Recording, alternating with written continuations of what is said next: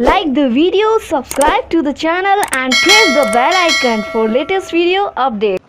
ਦਰਸ਼ਕੋ ਅੱਜ ਅਸੀਂ ਬਿਲਕੁਲ ਨਵੇਂ ਟੌਪਿਕ ਤੇ ਗੱਲਬਾਤ ਕਰਾਂਗੇ ਇੰਟੈਲੈਕਚੁਅਲ ਪ੍ਰਾਪਰਟੀ ਰਾਈਟ ਇਹਦੀ ਬਿਜ਼ਨਸ ਵਿੱਚ ਕੀ ਜਟਿਲਟੀ ਹੈਗੀ ਕਿਉਂ ਇਹ ਜ਼ਰੂਰੀ ਹੈਗਾ ਇਸ ਵਿਸ਼ੇ ਤੇ ਜਾਣਕਾਰੀ ਦੇਣ ਲਈ ਅੱਜ ਸਾਡੇ ਨਾਲ ਕਨੈਕਟਡ ਨੇ ਮੈਡਮ ਨਵਨੀਤ ਮੋਮੀ ਜੋ ਕਿ ਸੁਪਰੀਮ ਕੋਰਟ ਦੇ ਲਾਇਰ ਨੇ ਤੇ ਇੰਟੈਲੈਕਚੁਅਲ ਪ੍ਰਾਪਰਟੀ ਰਾਈਟ ਦਾ ਨੋਇਡਾ ਦਿੱਲੀ ਵਿਖੇ ਪ੍ਰੈਕਟਿਸ ਕਰਦੇ ਨੇ ਵੈਸੇ ਉਹ ਪੂਰਾ ਲਗਭਗ ਵਰਲਡ ਦੀ ਕਵਰੇਜ ਕਰਦੇ ਹੈਗੇ ਆ ਮੈਡਮ ਸਾਡੇ ਪ੍ਰੋਗਰਾਮ ਵਿੱਚ ਬਹੁਤ-ਬਹੁਤ ਸਵਾਗਤ ਹੈ ਥੈਂਕ ਯੂ ਸੋ ਮਚ ਸਾਡੇ ਦਰਸ਼ਕਾਂ ਨੂੰ ਇਹ ਦੱਸੋ ਤੁਸੀਂ ਪੜ੍ਹਾਈ ਲਿਖਾਈ ਕਿਹੜੀ ਕੀਤੀ ਹੈਗੀ ਆ ਕਿੱਥੋਂ ਕੀਤੀ ਹੈਗੀ ਆ ਤੇ ਇਹ ਜਿਹੜਾ ਇੰਟੈਲੈਕਚੁਅਲ ਪ੍ਰਾਪਰਟੀ ਰਾਈਟਸ ਇਹ ਕੀ ਚੀਜ਼ ਹੁੰਦੀ ਹੈਗੀ ਆ ਹਾਂਜੀ thank you so much mister Bharat for having me hair ਸਭ ਤੋਂ ਪਹਿਲੇ ਸਾਰੇ ਆਡੀਅנס ਨੂੰ ਸਤਿ ਸ਼੍ਰੀ ਅਕਾਲ ਸੋ ਮੈਂ ਇਨੀਸ਼ੀਅਲੀ ਜਿਹੜੀ ਮਾਸਟਰਸ ਹੈ ਇਨ ਲਾਅ ਮੈਂ ਕੀਤੀ ਹੈਗੀ ਯੂਨੀਵਰਸਿਟੀ ਆਫ ਮੈਨਚੈਸਟਰ ਤੋਂ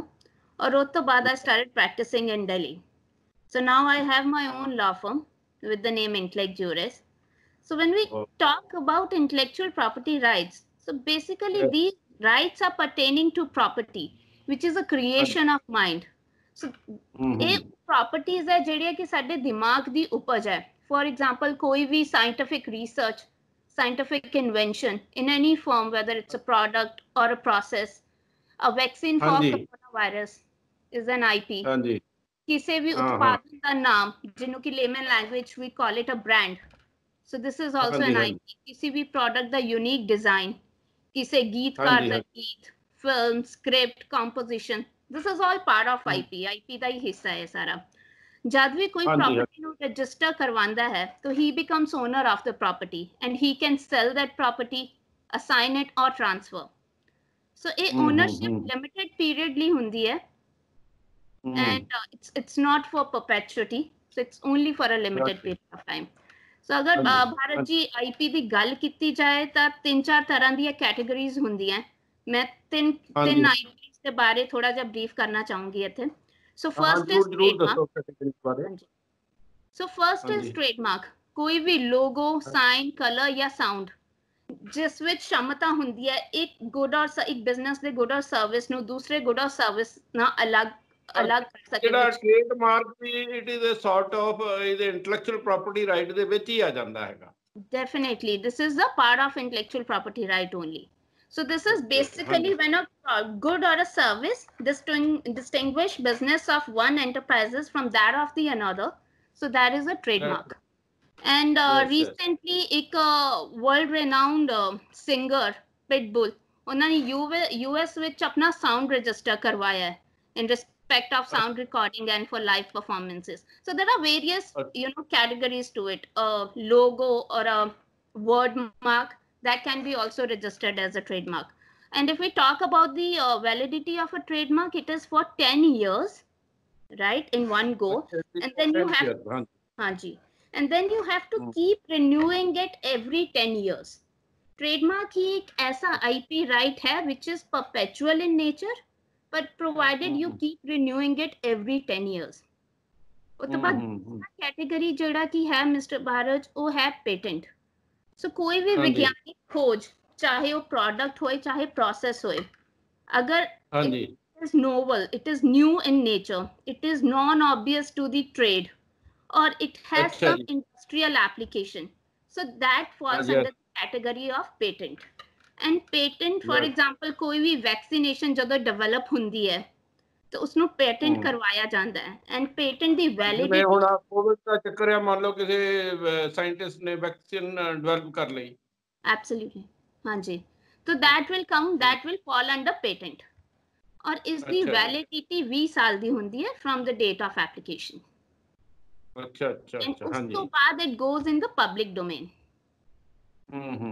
right and third category ਜਿਹੜੀ ਕਿ main category ਹੈ IPR the that is copyright so ਉਹਦੇ ਵਿੱਚ sub categories ਹੈ 5-6 categories ਹੈ ਸਭ ਤੋਂ ਪਹਿਲੇ ਕਿ literary work any book or a poem any form of literature even the computer programs they fall under this category then cinematographic film artistic work sound recording all these Very good. type of IPs they fall under copyright.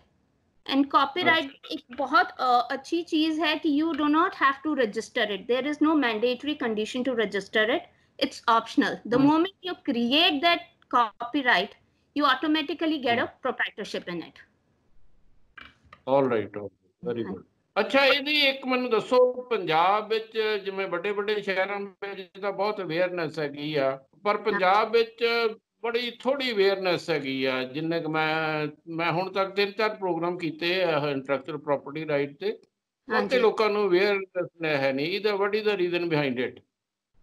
See, I'll tell you, last year na Bharat ji इतने ना एक survey होया सी International Patent Analytic and Market Research Company तो India ਵਿੱਚ, and they came out with the result that India, despite being actively engaged in research and innovation, there is only 60% people who know about IP. मतलब only 60% people in India ਉਹਨਾਂ ਨੂੰ IPR ਬਾਰੇ knowledge ਹੈਗੀ ਹੈ।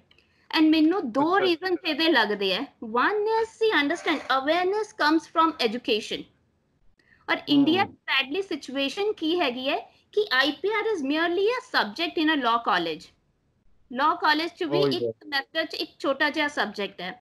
School ਜਿੱਥੇ ਕਿ you know initial education provide ਹੁੰਦੀ ਹੈ, ਉੱਥੇ IPR ਦੀ ਕੋਈ ਗੱਲ ਹੀ ਨਹੀਂ ਕਰਦਾ ਹੈ। ਹਾਂਜੀ ਹਾਂਜੀ। And second reason ਜਿਹੜਾ ਹੈਗਾ, people are not aware about its monetary benefit. They do not see how they look at IPR as कि IPR register करवा लिया क्योंकि compliances ਦਾ issue है, या universities ने IPR करा लिया क्योंकि they want ranking of the universities. But they do not know that this IP can be used to generate parallel source of income. अगर आप US ਦੀ ਗੱਲ करिए, universities in US, ਉੱਥੇ 30% of the income of a university comes from technology transfer of IP assets. Oh, very good, India, very good. They don't take it in that way. They don't understand the economic value. They don't understand that each and every IP holds some form of value, economic value in itself. ਅੱਛਾ, ਇਹਦੀ ਹੁਣ ਜਿਵੇਂ prime minister Modi ਵੀ MSME ਨੂੰ ਬੜੀ importance ਦੇ ਰਹੇ ਹੈਗੇ ਆ ਬਿਜ਼ਨਸ ਵਿੱਚ, ਤਾਂ MSME ਲਈ ਇਹਦੀ ਇੰਟੈਲੈਕਚੁਅਲ ਪ੍ਰਾਪਰਟੀ ਰਾਈਟ ਦੀ ਕੀ ਇੰਪੋਰਟੈਂਸ ਹੈਗੀ ਆ? ਇਹ ਤੁਸੀਂ specially India point of view ਨਾਲ ਦੱਸੋ। Right, so basically IP portfolio ਅਗਰ properly identify ਕੀਤਾ ਜਾਏ and register ਕੀਤਾ ਜਾਏ, it plays a very very crucial role in successful running of a startup or a MSME. So first it helps MSME to generate additional revenue from licensing, cross licensing of their IP assets. Second is, apart from economic gain, it also enhances competitiveness of technology transfer, which is very very important point. And like I said, jado bhi koi IP asset is properly identified and registered, it increases the financial value of a company. और क्योंकि ਉਹਦੀ financial value increase ਹੁੰਦੀ है, so when a startup or a MSME has to get a loan, IP asset can also be used as a collateral while getting a loan from a government or a bank. And then it helps in funding. And third is, it has a far better footing when it comes to acquisition and merger of these companies. ਅੱਛਾ ਅੱਛਾ ਅੱਛਾ, ਬਹੁਤ ਅੱਛਾ। ਇੱਕ ਹੁਣ ਜਿਵੇਂ ਅੱਜ ਕੱਲ ਜਿਹੜੀ ਕਰੋਨਾ ਵਾਇਰਸ ਦਾ ਬੜਾ ਵੱਡਾ ਚੱਕਰ ਪਿਆ ਹੈਗਾ ਪੂਰੇ ਵਰਲਡ ਵਿੱਚ ਆ, ਇਹ ਵੱਖ-ਵੱਖ ਸਾਇੰਟਿਸਟ ਜਿਹੜੀਆਂ ਵੱਡੀਆਂ ਲੈਬੋਰਟਰੀਜ਼ ਜਾਂ ਫਾਰਮਾਸਿਊਟੀਕਲ ਕੰਪਨੀਆਂ ਰਿਸਰਚ ਕਰਦੀਆਂ ਹੈਗੀਆਂ। ਅਜੇ ਤਾਂ ਅਮਰੀਕਾ ਵਰਗੇ ਇੰਗਲੈਂਡ ਵਾਲੇ ਕੰਟਰੀਆਂ ਨੂੰ ਨਹੀਂ ਕੋਈ ਅਜੇ ਇਹਦਾ ਲੱਭਿਆ ਹੈਗਾ। ਇਜ਼ਰਾਈਲ ਨਾਲ ਥੋੜ੍ਹਾ ਬਹੁਤਾ ਇਹ ਪੇਪਰ ਵਿੱਚ ਆਇਆ ਸੀ, ਸ਼ਾਇਦ ਉਹਨਾਂ ਨੇ ਕਰ ਲਿਆ ਹੈਗਾ। ਮੰਨ ਲਓ ਕੋਈ ਕੰਟਰੀ ਜਾਂ ਕੋਈ ਕੰਪਨੀ ਇਹਦੀ ਕੋਈ ਵੈਕਸੀਨ ਡਿਵੈਲਪ ਕਰ ਲੈਂਦੀ ਹੈਗੀ ਆ, ਜਾਂ ਇਸ ਤਰ੍ਹਾਂ ਦੀ ਕੋਈ ਹੋਰ ਚੀਜ਼, ਰੇਅਰ ਚੀਜ਼, ਉਦੋਂ ਉਹਨਾਂ ਨੂੰ ਇਹੋ ਕਿਉਂ ਇੰਪੋਰਟੈਂਟ ਹੁੰਦੀ ਹੈਗੀ ਹੈ ਇਹਨੂੰ IPR ਵਿੱਚ ਰਜਿਸਟਰ ਕਰਾਉਣਾ? See, IPR ਚ ਕੋਈ ਵੀ ਵੈਕਸੀਨ ਲੈਟਸ ਸੇ ਕੋਈ ਕੰਪਨੀ ਡਿਵੈਲਪ ਕਰ ਲੈਂਦੀ ਹੈ ਤੇ IPR ਚ ਉਹਨੂੰ as you know to seek a protection under IPR is anyways important because such vaccine has an economic value to it. So to establish their ownership, to establish their proprietorship, they will have to register it under IPR. So like for example, vaccine will come under patent. Right? सो उतना जरूरी हो जाता है register कराना।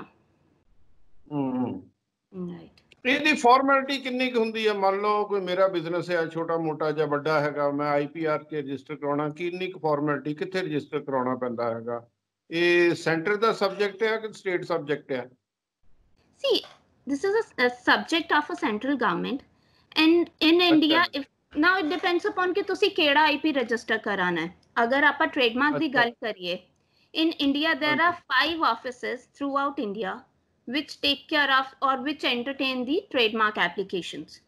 अच्छा, 5 officer है जिन्हें trademark register करने हैं। हाँ जी, we have it in Delhi, then Chennai, Ahmedabad, Kolkata and Mumbai. अच्छा जी।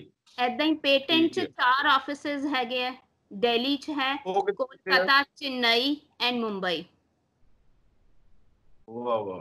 ਪੰਜਾਬ ਚੋਂ ਕਿੰਨੇ ਕ ਬਿਜ਼ਨਸ, ਮੈਨੂੰ ਮੇਰੀ ਨੌਲੇਜ ਲਈ ਦੱਸੋ, ਕਿੰਨੇ ਕ IPR ਵਿੱਚ ਜਾਂ ਇਹਨਾਂ ਵਿੱਚ ਰਜਿਸਟਰਡ ਹੈ, ਕਿੰਨੇ ਕ ਪਰਸੈਂਟ ਅੰਦਾਜ਼ਨ, ਜੇ ਤੁਹਾਡੇ ਕੋਲ ਪੰਜਾਬ ਚ ਜੇ ਦੇਖਿਆ ਜੀ ਭਾਰਤ ਜੀ, ਜਿਹੜੇ ਤੇ ਐਕਸਪੋਰਟ ਹਾਊਸਸ ਜ਼ਿਆਦਾ ਇਹਨੂੰ ਮਹੱਤਵ ਦਿੰਦੇ ਆ ਕੰਪਲਾਈਂਸ ਇਸ਼ੂਜ਼ ਕਰਕੇ। ਅੱਛਾ ਅੱਛਾ। ਯੂਨੀਵਰਸਿਟੀਜ਼ ਚ ਮੈਂ ਖੁਦ ਪੰਜਾਬ ਦੀਆਂ 3 ਯੂਨੀਵਰਸਿਟੀਜ਼ ਦੀ IPR ਪਾਲਿਸੀ ਹੁਣੇ ਰੀਸੈਂਟਲੀ ਡਰਾਫਟ ਕੀਤੀ ਹੈ। So universities have also started giving importance. ਹਾਂਜੀ, ਕਿਹੜੀ ਯੂਨੀਵਰਸਿਟੀਆਂ ਦੀ ਕੀਤੀ, ਜੇ ਨਾਮ ਦੱਸਣਾ ਚਾਹੁੰਦੇ ਹੋ ਉਹ ਵੀ ਦੱਸ ਸਕਦੇ ਹੋ? ਨਹੀਂ ਬਿਲਕੁਲ, ਮੈਂ ਗੜਵਾਸੂ ਦੀ ਕੀਤੀ ਹੈ, ਮੈਂ ਸਿਟੀ ਯੂਨੀਵਰਸਿਟੀ ਦੀ ਕਰ ਰਹੀ ਹੈਗੀ ਆ, ਲਵਲੀ ਦਾ ਕੰਮ ਕਰ ਰਹੇ ਹੈਗੇ ਅਸੀਂ। ਅੱਛਾ ਅੱਛਾ, ਗੁੱਡ ਗੁੱਡ ਗੁੱਡ ਗੁੱਡ। ਚਲੋ, ਇਹਦੇ ਨਾਲ ਨਾਲ ਜਿਹੜਾ ਪੇਟੈਂਟ ਬਾਰੇ ਵੀ ਤੁਸੀਂ ਦੱਸੋ, ਇਹ ਜਿਹੜਾ ਕਿਵੇਂ ਉਹ ਐਕਟ ਕਰਦਾ ਹੈਗਾ, ਇਹ ਪੇਟੈਂਟ ਬਾਰੇ ਥੋੜੀ ਜਿਹੀ ਡਿਟੇਲ ਵਿੱਚ ਦੱਸ ਦਿਓ ਸਾਡੇ ਦਰਸ਼ਕਾਂ ਨੂੰ। ਸੋ ਪੇਟੈਂਟ ਬਾਰੇ ਹੁਣ ਜਿੱਦਾਂ ਕਰੋਨਾ ਵਾਇਰਸ ਚੱਲ ਰਿਹਾ ਹੈਗਾ, ਤੇ ਇਸ ਕਰੋਨਾ ਵਾਇਰਸ ਨੇ ਸਾਡੀ ਲਾਈਫ ਦੇ ਹਰ ਐਸਪੈਕਟ ਨੂੰ ਇਫੈਕਟ ਕੀਤਾ ਹੈ, ਰਾਈਟ? ਹੈਲਥ ਰਿਸਕ ਤੇ ਹੈਗੇ ਹੀ ਹੈਗੇ ਹੈ, ਬਟ ਪੂਰਾ ਸੋਸ਼ਲ ਤੇ ਇਕਨੋਮਿਕ ਲਾਈਫਸਟਾਈਲ ਵੀ ਇੱਕ ਤਰ੍ਹਾਂ ਡਿਸਟਰਬਡ ਹੋ ਗਿਆ ਹੈ। इस situation IPR and especially patent plays very important role.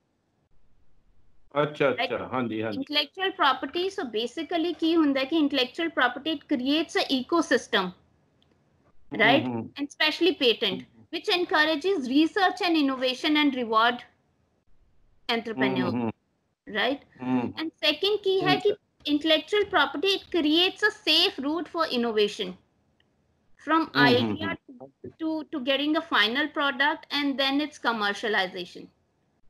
So this creates a safe route and help and encourage the entire system of research and development. And further ਜੇ ਆਪਾਂ ਗੱਲ ਕਰੀਏ ਮੇਕ ਇਨ ਇੰਡੀਆ ਕੈਂਪੇਨ ਵਿੱਚ ਕਿਵੇਂ boost ਕਰ ਸਕਦਾ ਹੈਗਾ, ਇਹ ਵੀ ਥੋੜੀ ਜਿਹੀ ਡਿਟੇਲ ਵਿੱਚ ਦੱਸ ਦਿਓ, ਕਿਉਂਕਿ government of India the make in India ਬੜਾ ਵੱਡਾ ਕੈਂਪੇਨ ਚੱਲ ਰਿਹਾ ਹੈਗਾ। ਐਬਸੋਲੂਟਲੀ, ਬਿਲਕੁਲ, ਹਾਂਜੀ। ਸੋ ਇਹ 'ਚ ਸਭ ਤੋਂ ਪਹਿਲਾਂ we need to understand ਕਿ ਮੇਕ ਇਨ ਇੰਡੀਆ ਕੈਂਪੇਨ ਹੈ ਕੀ ਹੈ। ਸੋ ਮੋਦੀ ਗਵਰਨਮੈਂਟ ਨੇ 2016 'ਚ they started this campaign to encourage the domestic companies and multinationals to manufacture in India, right? ਤੇ ਜੇ ਆਪਣੇ ਕੋਲ ਇੱਕ simple, robust and effective framework ਹੈਗਾ to identify and protect and enforce these intellectual properties, so obviously it will attract lot of companies, domestic we, international we, to manufacture in India. Hanji hanji hanji. Right, and to boost Make in India campaign, the government has already 2016 government has started the intellectual property protection scheme. जितने की government has set up the IP facilitation centers. They appointed facilitators to help startups to register their IPs at a subsidized fees. ਉਹਨਾਂ ਦੀ 50% fee has been subsidized. They have been given rebate on 50% of the fee. ਅੱਛਾ, ਇੱਕ ਪੰਜਾਬ ਵਿੱਚ singer ਬਹੁਤ ਆ, ਗਾਣੇ ਬੜੇ ਆ, ਇਦਾਂ ਦੀਆਂ ਐਲਬਮਾਂ ਵੀ ਬੜੀਆਂ ਚੱਲਦੀਆਂ ਰਹਿੰਦੀਆਂ, ਫਿਲਮਾਂ ਵੀ ਬਣਦੀਆਂ, ਕਈ ਵਾਰੀ ਕੋਈ ਕੰਪਲੇਂਟ ਇਦਾਂ ਦੀਆਂ ਆਉਂਦੀਆਂ ਰਹਿੰਦੀਆਂ, ਕੋਈ ਕਹਿੰਦਾ ਜੀ ਮੇਰਾ ਗਾਣਾ ਸੀ ਉਹਨੇ ਗਾਤਾ ਜੀ, ਕੋਈ ਕਹਿੰਦਾ ਜੀ ਮੇਰਾ ਗਾਣਾ ਜੀ ਉਹਨੇ ਗਾਤਾ। ਉਹ ਕਿਵੇਂ ਪਤਾ ਲੱਗੇਗਾ ਵੀ ਓਰੀਜਨਲ ਕਿਹਦਾ ਵਾਕਿਆ ਹੀ ਉਹ ਗਾਣਾ ਹੈਗਾ ਹੈ? ਇੱਦਾਂ ਦਾ ਕੋਈ ਇਹਦੇ ਅੰਡਰ ਕੋਈ ਨਾ ਕੋਈ ਅਸੀਂ ਚੈੱਕ ਕਰ ਸਕਦੇ ਵੀ ਓਰੀਜਨਲ ਉਹਦਾ ਗਾਣੇ ਦਾ ਰਾਈਟਰ ਕੌਣ ਹੈ, ਜਾਂ ਹੋਰ ਜਿਹੜਾ ਓਰੀਜਨਲ ਕੋਈ ਚੀਜ਼ ਕਿਸੇ ਨੇ डिजाइन की हैगी? इसीलिए भारत जी मैं कहनी है कि रजिस्टर कराना ना अपने राइट्स नु, अपने कॉपीराइट नु बहुत इंपॉर्टेंट है। ਕਿਉਂਕਿ ਕਨਫਿਊਜ਼ਨ ਉੱਥੇ ਮਤਲਬ ਜੇ ਆਉਂਦੀ ਹੈ ਰਜਿਸਟਰ ਜਦੋਂ ਕਰਾਇਆ ਸਹੀ। ਹਾਂਜੀ, ਕੋਈ ਕਲੇਮ ਨਹੀਂ ਹੈਗਾ ਤੁਹਾਡਾ? ਜੇ ਰਜਿਸਟਰ ਨਹੀਂ ਕਰਾਇਆ ਕਲੇਮ ਤਾਂ ਵੀ ਬਣਦਾ ਹੈਗਾ, ਬਟ ਪ੍ਰੋਬਲਮ ਇਹ ਹੈ ਕਿ ਉਹਨੂੰ ਐਸਟੈਬਲਿਸ਼, ਜਿੱਦਾਂ ਤੁਸੀਂ ਖੁਦ ਹੀ ਕਿਹਾ ਕਿ ਕਿੱਦਾਂ ਪਤਾ ਚੱਲੂ ਕਿ ਕਿਸ ਦਾ ਗਾਣਾ ਓਰੀਜਨਲ ਹੈ, ਅੱਛਾ, ਹਾਂ, ਰਾਈਟ? ਉਹਨੂੰ ਹਾਂਜੀ, ਹਾਂਜੀ, ਐਸਟੈਬਲਿਸ਼ ਕਰਨਾ that the particular singer is the proprietor of that, you know, song or a composition or a lyrics will depend, you know, it'll be very difficult to establish that. And that is the reason why we say that it's very important the moment you create an IP in any form, ਚਾਹੇ ਉਹ invention ਹੋਏ, ਚਾਹੇ ਜਿੱਦਾਂ ਤੁਸੀਂ ਕਿਹਾ ਕਿ ਗਾਣਾ ਹੀ ਹੋਏ, it's very very important that you go to a particular registry and get it registered. ਅੱਛਾ, ਜਿਵੇਂ ਤੁਸੀਂ ਇੰਗਲੈਂਡ ਤੋਂ ਇਹ ਪੜ੍ਹਾਈ ਕੀਤੀ ਆ ਲਾਅ ਦੀ, ਇਹ ਮਤਲਬ ਤੁਸੀਂ ਮੰਨ ਲਓ IPR ਵਿੱਚ ਕੋਈ ਉਧਰ ਪੜ੍ਹਾਈ ਕਰਦਾ ਹੈਗਾ, ਉਹ IPR ਦੀ ਸਪੈਸ਼ਲ ਕੋਈ ਟ੍ਰੇਨਿੰਗ ਲੈਣੀ ਪੈਂਦੀ ਕਿ ਜਾਂ ਕਿਸੇ ਵਿੱਚ ਵੀ ਲਾਅ ਤੋਂ ਬਾਅਦ ਕਿਸੇ ਵੀ ਲਾਅ ਦੇ ਫੀਲਡ ਵਿੱਚ ਬੰਦਾ ਪ੍ਰੈਕਟਿਸ ਕਰਨਾ ਸ਼ੁਰੂ ਕਰ ਸਕਦਾ? ਇਹ ਵੀ ਸਾਡੇ ਦਰਸ਼ਕਾਂ ਨੂੰ ਜ਼ਰੂਰ ਦੱਸ ਦਿਓ। ਸੀ ਅਪਾਰਟ ਫਰੋਮ ਪੇਟੈਂਟ, ਜਿਹੜਾ ਕਿ ਮੈਂ ਅਗਰ ਸਪੈਸੀਫਿਕਲੀ IP ਦੀ ਗੱਲ ਕਰਾਂ, ਕਿ ਪੇਟੈਂਟ ਇੱਕ ਇਹੋ ਜਿਹਾ ਫੀਲਡ ਹੈ ਜਿਸ 'ਚ ਸਾਇੰਸ ਬੈਕਗ੍ਰਾਉਂਡ ਦਾ ਹੋਣਾ ਬਹੁਤ ਜ਼ਰੂਰੀ ਹੈ, ਔਰ ਉਸ ਤੋਂ ਬਾਅਦ ਇੱਕ ਐਗਜ਼ਾਮ, ਪੇਟੈਂਟ ਏਜੰਟ ਐਗਜ਼ਾਮ ਤੁਹਾਨੂੰ ਦੇਣਾ ਪੈਂਦਾ, ਠੀਕ ਹੈ? ਉਸ ਤੋਂ ਬਾਅਦ ਹੀ ਤੁਸੀਂ ਪੇਟੈਂਟ ਰਜਿਸਟਰ ਕਰਵਾ ਸਕਦੇ ਹੋ। ਟ੍ਰਾਈਬਿਊਨਲ 'ਚ ਜਾਂ ਰਜਿਸਟਰੀ 'ਚ ਪ੍ਰੈਕਟਿਸ ਕਰਨ ਲਈ patent agent, qualified patent agent ਹੋਣਾ ਬਹੁਤ ਜ਼ਰੂਰੀ ਹੈ। ਬਾਕੀ ਜਿਹੜੇ ਏਰੀਆਜ਼ ਹੈਗੇ IP ਦੇ, like trademark, copyright, Geographical indication, ਉਹਦੇ ਲਈ ਐਨੀ ਲਾਇਰ ਕੈਨ ਪ੍ਰੈਕਟਿਸ ਇਟ। ਅੱਛਾ, ਉਹਦੇ ਲਈ ਕੋਈ ਵੀ ਕਰ ਸਕਦਾ, ਆਪਣੀ ਮਾਰਕੀਟ ਉਹਨੂੰ ਆਪ ਡਿਵੈਲਪ ਕਰਨੀ ਪਏਗੀ। ਐਬਸੋਲੂਟਲੀ, ਹਾਂਜੀ, ਬਿਲਕੁਲ। ਅੱਛਾ, ਇਹ ਚਲੋ ਜੇ ਹੁਣ ਕਮਰਸ਼ੀਅਲ ਆਸਪੈਕਟ ਆ, ਅੱਜ ਕੱਲ੍ਹ ਮੁੰਡੇ ਕੁੜੀਆਂ ਬੜੇ ਆਪਣੇ ਜ਼ਿੰਦਗੀ ਨੂੰ ਪ੍ਰਮੋਟ ਕਰਨਾ ਚਾਹੁੰਦੇ ਹੈਗੇ, ਕਿਸੇ ਨੇ ਤੁਹਾਡੀ ਇਸ ਲਾਈਨ ਵਿੱਚ ਕੈਰੀਅਰ ਬਣਾਉਣਾ ਚਾਹੁੰਦੇ, ਕਮਾਈ ਕਿੰਨੀ ਕੁ ਹੋ ਜਾਂਦੀ, ਪੈਸਾ ਪੂਸਾ ਚੰਗਾ ਮਿਲ ਜਾਂਦਾ ਕਿ ਜਾਂ ਦੂਜੀਆਂ ਲਾਅ ਦੀਆਂ ਬ੍ਰਾਂਚਸ ਵਿੱਚ ਜ਼ਿਆਦਾ ਕਾਮਯਾਬ ਹੁੰਦੇ ਹੈਗੇ? ਇਹ ਵੀ ਦੱਸ ਦਿਓ।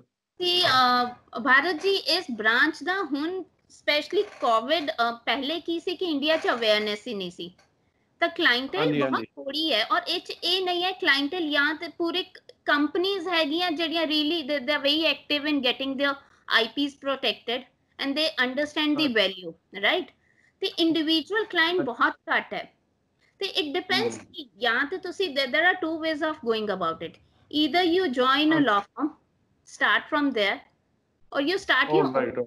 हाँ, when you start your own, ਤੇ ਉਦੋਂ ਕੰਪਨੀ ਸਿੱਧਾ ਵੱਡੀ ਕੰਪਨੀਜ਼ ਨੂੰ contact ਕਰਨਾ, or you know, to get them as a client is little difficult. That's right.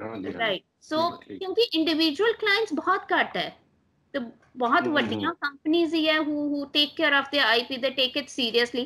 And in fact, India, especially, you know, metropolitan cities, there are many law firms which are boutique IP law firms. They only practice IP. ਅੱਛਾ, ਅੱਛਾ, ਅੱਛਾ, ਅੱਛਾ। ਇੱਕ ਜੇ ਤੁਸੀਂ England ਤੋਂ ਜਿਹੜੀ ਪੜ੍ਹਾਈ ਕੀਤੀ ਸੀ, ਇਹ ਵੀ ਦੱਸ ਦਿਓ ਵੀ ਇਹ 4 ਸਾਲ ਦੀ ਮੇਰੇ ਖਿਆਲ ਡਿਗਰੀ ਹੁੰਦੀ ਹੈ ਕਿ 5 ਸਾਲ ਦੀ? ਨਹੀਂ, ਮੈਂ ਸਰ ਜਦੋਂ ਲਾਅ ਕੀਤੀ ਸੀ 5 ਇਅਰਸ ਦੀ ਕੀਤੀ ਸੀ, ਉਸ ਤੋਂ ਬਾਅਦ 1 ਈਅਰ ਦੀ ਮਾਸਟਰਸ। ਅੱਛਾ, 1 ਈਅਰ ਦੀ ਮਾਸਟਰ। ਇਹ ਅੰਦਾਜ਼ਨ ਖਰਚਾ ਕਿੰਨਾ ਕੁ ਹੋ ਜਾਂਦਾ ਜੇ ਕਿਸੇ ਨੇ ਇੱਧਰ ਇੰਗਲੈਂਡ ਦੀ ਲਾਅ ਦੀ ਜਿਹੜੀ ਹੈਗੀ ਆ ਪੁਰਾਣਾ, ਬੜਾ ਮਤਲਬ ਇਹਦੀ ਵੈਲਿਊ ਹੈਗੀ ਇੰਟਰਨੈਸ਼ਨਲ ਲੈਵਲ ਤੇ, ਕਿੰਨਾ ਕੁ ਖਰਚਾ ਹੋ ਜਾਂਦਾ ਕਿਸੇ ਨੌਜਵਾਨ ਲੜਕੀ ਨੇ ਕਰਨੀ ਹੋਵੇ ਇਹ ਲਾਅ ਉੱਥੋਂ ਇੰਗਲੈਂਡ ਤੋਂ? ਕਿ ਜੇ ਕਿਸੇ ਸਟੂਡੈਂਟ ਨੇ ਕਰਨੀ ਹੋਏ ਤਾਂ ਮਤਲਬ ਕਿ 1-2 ਸਾਲ ਪਹਿਲੇ ਤਿਆਰੀ ਕਰਨਾ ਸ਼ੁਰੂ ਕਰਨ। ਰੀਜ਼ਨ ਬੀਇੰਗ देयर आर ਮੈਨੀ ਸਕੋਲਰਸ਼ਿਪਸ। ਕਿਸੇ ਵੀ ਰਿਨਾਊਂਡ ਯੂਨੀਵਰਸਿਟੀ ਦੀ ਗੱਲ ਕਰੋ ਇਨ US ਔਰ ਇੰਗਲੈਂਡ ਔਰ anywhere, you know, they have a scholarship system. ਔਰ 2 ਸਾਲ ਪਹਿਲੇ ਜਦੋਂ ਤੁਸੀਂ ਸੋਚਦੇ ਹੋ ਔਰ ਤਿਆਰੀ ਕਰਨਾ ਸ਼ੁਰੂ ਕਰਦੇ ਹੋ, there are good chances of you getting through that scholarship. ਔਰ ਉੱਥੇ ਖਰਚਾ ਥੋੜਾ ਘੱਟ ਆ ਜਾਂਦਾ ਹੈ। Otherwise, anything between, you know, 50 lakhs to 70 lakhs is today's right. Yeah. ਚਲੋ, ਇਹ ਬਹੁਤ ਸੋਹਣੀ ਇਨਫੋਰਮੇਸ਼ਨ ਤੁਸੀਂ ਦਿੱਤੀ। ਅਖੀਰ ਵਿੱਚ ਜਾਂਦੇ ਸਾਡੇ ਜਿਹੜੇ ਕੰਪਨੀਆਂ ਦੇ ਮਾਲਕ ਆ, ਬਿਜ਼ਨਸ ਕਰਨ ਵਾਲੇ ਆ, ਉਹਨਾਂ ਨੂੰ ਇੰਟੈਲੈਕਚੁਅਲ ਪ੍ਰੋਪਰਟੀ ਰਾਈਟਸ ਸੰਬੰਧੀ ਕੋਈ ਮੈਸੇਜ ਟਾਈਪ ਜ਼ਰੂਰ ਦੇ ਜਾਓ। ਹਾਂਜੀ, ਮੈਂ ਸਾਰੇ ਬਿਜ਼ਨੈਸਿਸ, ਰਿਸਰਚਰਸ ਜਾਂ ਇੰਡਸਟਰੀ ਨੂੰ ਮੇਰੀ ਇਹੀ ਐਡਵਾਈਸ ਰਹੇਗੀ ਕਿ ਇੰਟੈਲੈਕਚੁਅਲ ਪ੍ਰੋਪਰਟੀ ਨੂੰ ਇੱਕ ਕੰਪਲਾਇੰਸ ਜਾਂ ਲੀਗਲ ਰਾਈਟ ਨਾ ਸਮਝ ਕੇ ਇਹਨੂੰ just take it as a business asset which has a economic or a financial value. ਆਪਣੀ ਕੰਟਰੀ ਵਿੱਚ ਵਰਲਡ ਕਲਾਸ ਸਾਇੰਟਿਸਟ ਹੈਗੇ ਹੈ, ਯੂ نو ਰਿਸਰਚਰਸ ਹੈਗੇ ਆ, ਐਂਟਰਪ੍ਰੈਨਿਓਰਸ ਹੈਗੇ ਆ, ਅਗਰ ਉਹ ਸਾਰੇ ਇੰਟੈਲੈਕਚੁਅਲ ਪ੍ਰਾਪਰਟੀ ਨੂੰ ਪ੍ਰੋਪਰਲੀ ਆਇਡੈਂਟੀਫਾਈ ਕਰਨ ਤੇ ਪ੍ਰੋਟੈਕਟ ਕਰਨ ਤਾਂ India could be the next leading economy. So ਮੇਰੀ ਇਹੀ ਸਲਾਹ ਰਹੇਗੀ ਕਿ ਇਹਨੂੰ you know start taking this seriously, start identifying it, start protecting it, and start looking at it as a asset of a company because it has ਚਲੋ ਨਵਨੀਤ ਜੀ ਬਹੁਤ ਵਧੀਆ ਗੱਲਾਂ ਸਾਡੇ ਨਾਲ ਕੀਤੀਆਂ। ਮੈਨੂੰ ਉਮੀਦ ਆ ਜਿਹੜੇ ਬਿਜ਼ਨਸ ਵਾਲੇ ਜਾਂ ਹੋਰ ਜਿਹੜੇ ਲੋਕੀ ਦੇਖ ਰਹੇ ਉਹਨਾਂ ਨੂੰ ਇੱਕ ਨਵੇਂ ਟੌਪਿਕ ਤੋਂ ਕਾਫੀ ਇਨਫੋਰਮੇਸ਼ਨ ਮਿਲੇਗੀ। ਅਗਾਂਹ ਵੀ ਕਿਤੇ ਕਿਤੇ ਅਸੀਂ ਇਕੱਠੇ ਹੋਵਾਂਗੇ। ਬਹੁਤ ਬਹੁਤ ਮਿਹਰਬਾਨੀ, ਧੰਨਵਾਦ, thank you very much. Thank you so much, thank you for having me here, thank you।